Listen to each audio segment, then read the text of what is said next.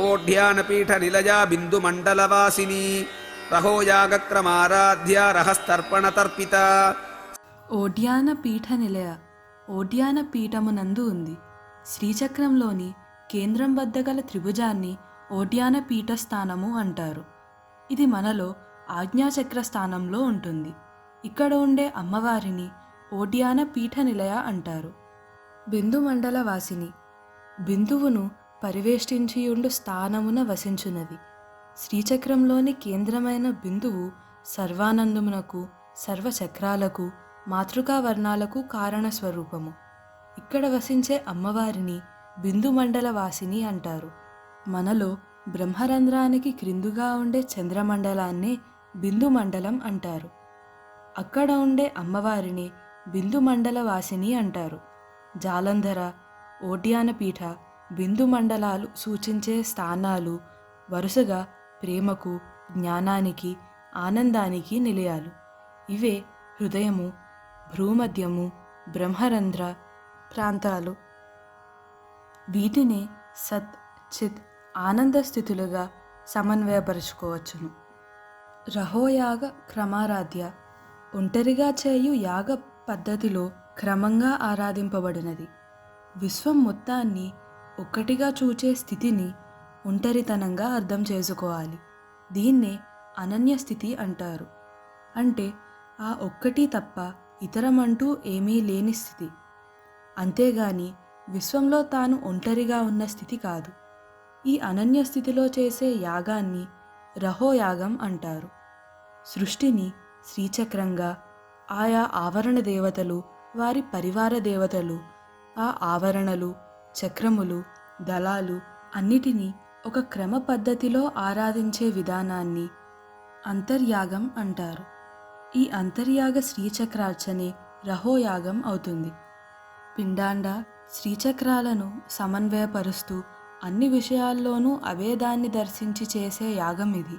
ఈ విధంగా చేసే యాగం అమ్మవారికి ఇష్టం. రహస్తర్పణ తర్పిత రహస్యముగా చేయు తర్పణములచే తృప్తి చెందునది.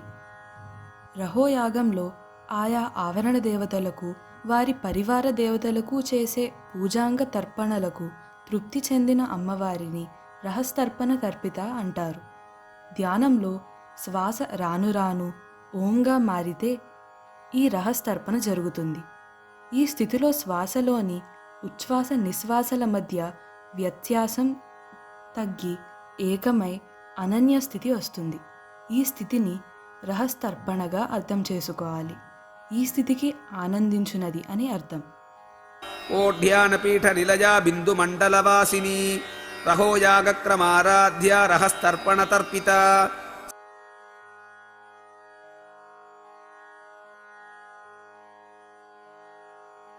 సద్యః ప్రసాదిని విశ్వసాక్షిని సాక్షివర్జిత షడంగదేవతాయుక్త షాడ్గుణ్య పరిపూరిత.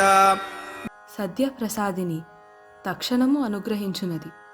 ప్రతిరోజు రాత్రి నిద్రలో మనలోని జీవాత్మ పరమాత్మలో లీనమై తక్షణమే సుషుప్తానందాన్ని అనగా నిద్ర సుఖానుభూతిని పొందుతున్నట్లుగా ఈ నామాన్ని అర్థం చేసుకుంటే రహోయాగ క్రమారాధనచే తృప్తి చెందిన క్షణంలోనే అనుగ్రహమును ఇచ్చునది అని ఈ నామానికి అర్థం చెప్పుకోవచ్చును.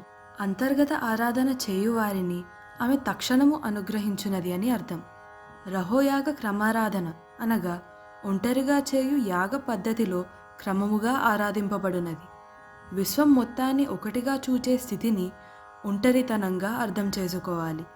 ఈ అనన్య స్థితిలో చేసే యాగాన్ని రహోయాగం అంటారు. రహోయాగ క్రమారాధ్య నామం ముందు 83వ శ్లోకంలో ఉన్న 381వ నామం.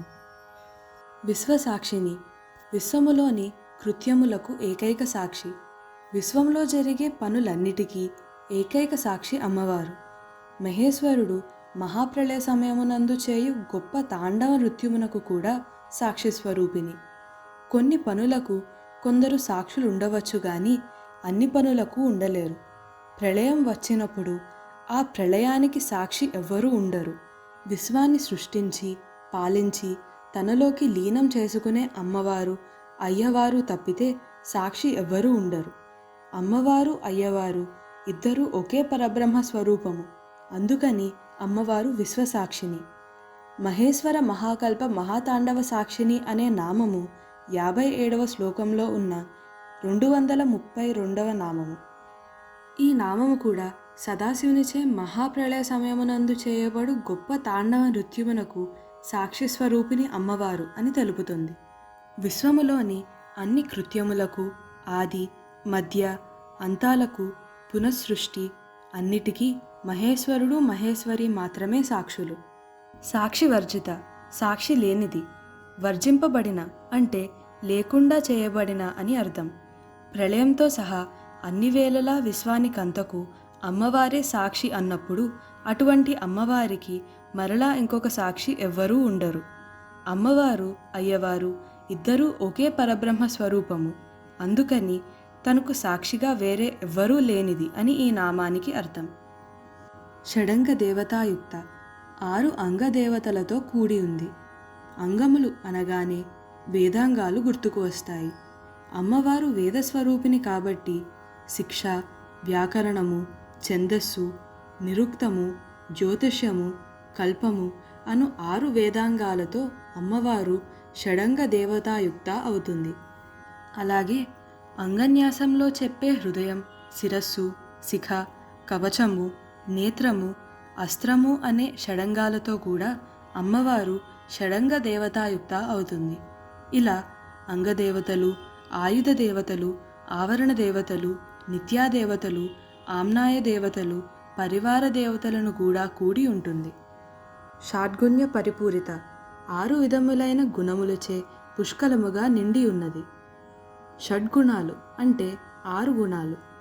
మహానిర్వాణ తంత్రంలో వీటిని భూతదయ, దానము, వైరాగ్యము, సమబుద్ధి, నిర్మొహమాటము, ముముక్షత అనే 6 గుణములుగా చెబుతారు. ఈ 6 గుణాలతో పుష్కలంగా నిండి ఉన్నది అమ్మవారు. పురాణాల్లో ఐశ్వర్యము, వీర్యము, యశము, శ్రీ, జ్ఞానము, వైరాగ్యము ఈ 6ంటిని షడ్గుణాలుగా చెబుతారు. ఈ 6 గుణాలు పుష్కలంగా నిండి ఉన్నది అమ్మవారు అని మరో అర్థం. సద్యః ప్రసాదిని విశ్వసాక్షిని సాక్షివర్జిత షడంగ దేవతాయుక్త షాడ్గుణ్య పరిపూరిత